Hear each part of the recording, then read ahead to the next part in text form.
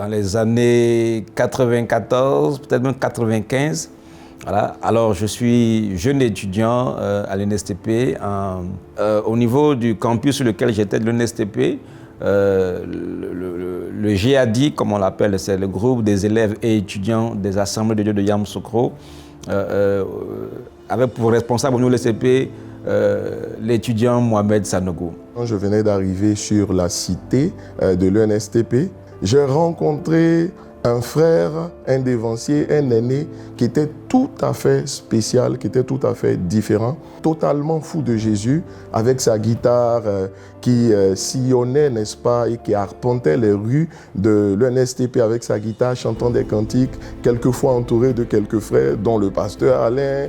Donc le campus était subdivisé en plusieurs, plusieurs groupes de résidences, et il va me confier justement la gestion, en tout cas la responsabilité d'un de ces groupes. Donc très tôt, il va se révéler pour moi comme un père spirituel qui va me coacher dans mes premiers pas, donner le fardeau de l'évangélisation.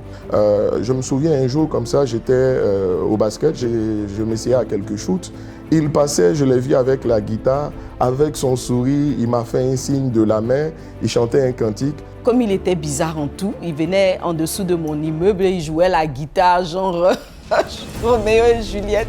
Vraiment le truc pas conventionnel, quoi. Donc ma soeur et moi, on se mettait à la fenêtre et puis elle me disait, mais tiens, ton gars là, il est encore là à jouer sa guitare. Et pendant que moi, j'étais tellement fâchée, je me disais, mais c'est quoi ce gars? Il me fatigue. Elle me disait, ma chérie, fais attention, j'ai l'impression que celui-là, il a de l'avenir et tout. Pour la petite histoire, c'est moi qui lui ai appris à jouer la guitare. Voilà, c'est moi qui lui ai appris à jouer la guitare. Lui, je lui donnais les notes et puis il allait, il prend son temps, il parle en langue, il joue les mêmes notes là, il tourne les 3, 4, 5 notes. Avec juste ces notes là, il a commencé. Et puis il a commencé à faire les chants. C'était dans cette période-là qu'il a créé, qu'il a composé Persévérer. J'aimais l'onction qu'il y avait sur le papier au début, c'était l'évangéliste, c'était l'enseignant, c'était le chantre. Il y a des chants, le pasteur Mohamed, comme vous voulez les anecdotes. Moi, un chant, il ne me chante plus ça, je suis un peu malheureux. Il n'y a qu'un seul chemin qui mène à Dieu. Toi, tu dois connaître ce chant-là. C'est Jésus-Christ, il n'y a qu'un seul chemin qui mène à Dieu, c'est Jésus-Christ. Quand le jour où Mohamed a chanté ce chant-là, je crois que j'étais arrivé au paradis. Ce jour-là, ça m'a touché, mais ça m'a tellement touché que j'ai décidé ce jour-là, au-delà du fait qu'il soit mon responsable, je lui ai dit, je veux te suivre et je l'ai suivi jusqu'à aujourd'hui. C'était le contact de ma vie, de ma destinée, je veux dire, en termes de ministère, en termes de marche avec Christ, parce que j'avais déjà commencé mes premiers pas dans le Seigneur, à peine quelques mois que je m'étais converti. J'avais commencé à aller dans une cellule de quartier. Et celui qui m'avait annoncé l'évangile, en fait, participait déjà, allait déjà à la cellule. C'est le frère Memel Hob, qui lui-même avait été évangélisé par son grand frère, qui lui-même avait été en contact avec pasteur Mohamed au niveau de l'INSET. Donc je suis le fruit, en fait, de ces semences, de son travail qu'il faisait au niveau de l'ENSTP à l'époque. Et donc, naturellement, il m'invite à la cellule où il participe et c'est le coup de foudre spirituel, on va dire, avec ce qui est devenu après le ministère Message de Vie et les églises Vase d'Honneur. Pour faire des grandes choses, il faut vraiment être anormal. Dieu travaille avec des personnes qui ne sont pas conventionnelles, qui ne sont pas normales. Et lui, justement, dès le départ, il était juste pas normal. C'était le gars qui priait trop, qui parlait trop de Dieu, qui, en fait, avec lui, tout était en superlatif, tout était trop. À un moment donné, je me rappelle un peu de la manière dont la cellule de prière a démarré, même ici à la maison. Un jour, il y a Tanti Nicole, l'évangéliste, qu'il a vu prêcher dans un endroit, enfin, je crois que c'était avec Kakou Séverin. Et donc, en 1996, il me dit, ah, Tanti, je suis invité à prêcher dans une église. Est-ce que tu veux bien venir? Je dis, mais oui, pourquoi pas? Et donc, je suis partie. Et l'orateur du jour a été annoncé, c'était Mohamed, il a commencé, il a prêché. Après est venu le temps de ministère, donc il a prié pour des malades, il y a eu des manifestations et tout. Et puis quand je suis arrivée donc chez les parents, je les tourais, puis je leur ai raconté ça. Je dis, ah bon? Il est assis avec toute cette grâce-là, tranquillement, là. Et puis donc, je l'appelle, et puis on s'assoit. Je dis, mais Mohamed, voilà ce que tante Nicole vient de nous dire.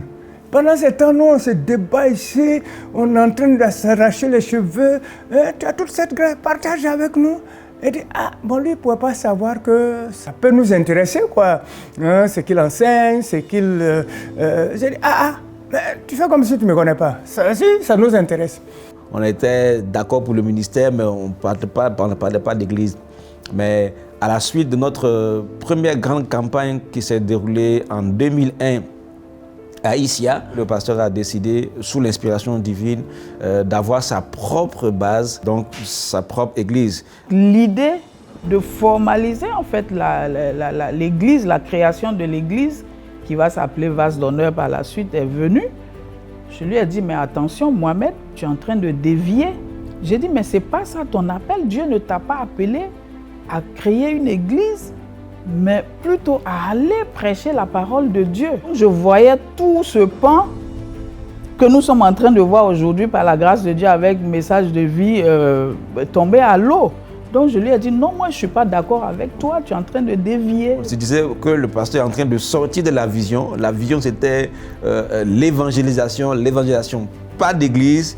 Voilà que maintenant il nous amène à faire une église. On a une réunion, on a discuté, c'était une discussion âpre. Mais le pasteur a su, avec beaucoup de patience, réduire même les irréductibles ou bien les plus réfractaires à l'idée de l'Église, voilà, et a su nous convaincre et nous montrer le bien fondé, l'importance. Je crois qu'une des grandes choses qu'on peut relever chez Mohamed, c'est son intimité avec Dieu. Comme M. Koulibaly a décidé de donner la maison, moi je suis de ceux qui disaient à Mohamed, ok, le monsieur me semblait vraiment sincère, mais moi-même me dit non, tonton, je ne sens pas. Non, je ne sens pas. Et quand il a décidé qu'on quitte, il n'en a pas fait, c'est-à-dire un autre se serait lamenté, aurait cherché peut-être des moyens de le ramener à la raison pour lui dire, tu avais fait une promesse, il faut... Non, Mohamed a accepté de déménager. Et on est passé de 150, 175 à déjà près de 900 membres à l'Hôtel Ivoire. Je me rappelle encore de ces tout premiers engagements, parce qu'on devait refaire la dalle, c'était tout un budget, c'était les premiers, au tout début de certains chiffres, parce que quand on avait fait le devis, ça tournait autour de 3 millions et quelques, je crois. Et donc pour nous, petit groupe, on se disait, waouh, il fallait sortir les sous pour pouvoir le faire.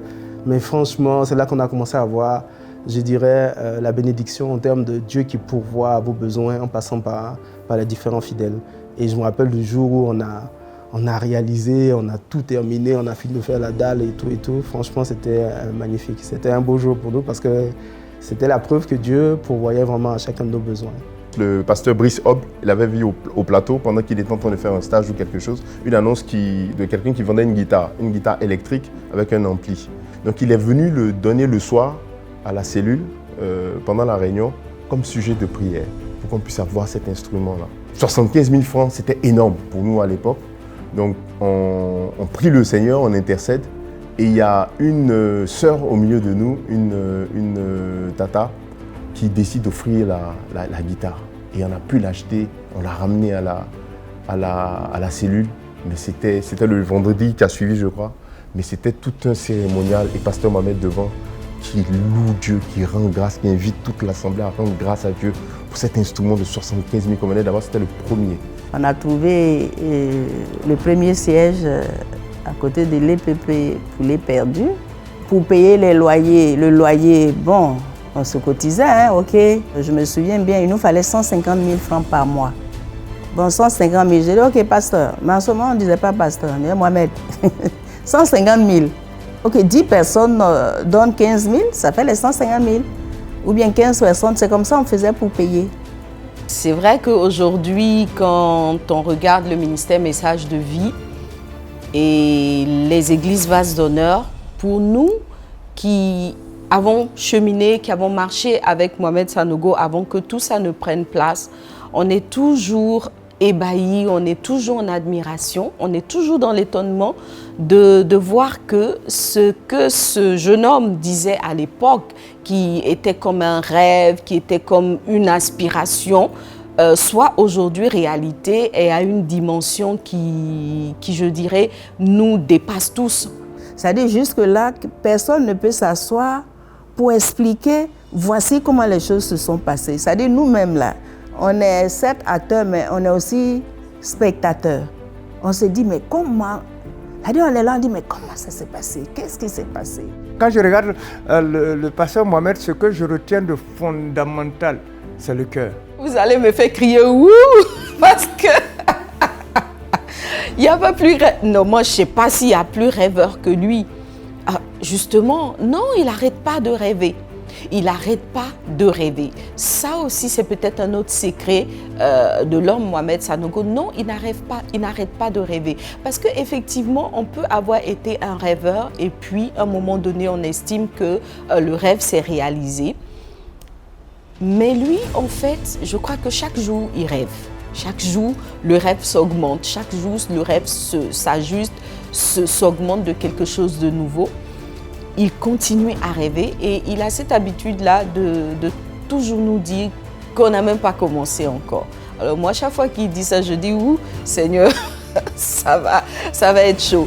Parce qu'après tout ce parcours, s'il nous dit « Non, on n'a même pas encore commencé », c'est qu'il y a encore beaucoup de choses qui bouillonnent dans son esprit. J'ai vu Mohamed, c'est comme s'il conduisait une organisation et puis faisait des œuvres, mais c'était grand, ça dépassait même ma capacité de conception que j'avais en tout cas dans le temps. J'ai dit, mais c'est pas possible, puis je voyais des choses, c'était trop grand ce que je voyais là. Pour lui, Vase d'honneur doit être toujours à la pointe de la modernité, doit être toujours une réponse aux besoins actuels des populations. Vase d'honneur doit être en phase avec son temps. Vase d'honneur doit. Et ça, c'est à travers des rêves, c'est à travers des visions. En tout cas, moi, je n'ai pas été surpris. Parce que tout ce qu'on voit aujourd'hui là, ce sont des choses dont il me parlait avant. Par exemple, le DSP, quand le DSP a commencé, ce sont des choses dont il me parlait avant. Je pense que vraiment le rêve a été porté par son porteur lui-même et que nous, à un moment donné, nous avons constaté que oui, le rêve était devenu réalité et que petit à petit, il grandissait. J'avoue que bon, au stade où on en est, on est un peu comme les spectateurs d'un feuilleton. On se dit, c'est quoi la next step? C'est quoi la prochaine saison? C'est quoi les prochaines intrigues? Voilà, on a juste envie de voir jusqu'où le Seigneur va aller avec cet homme-là.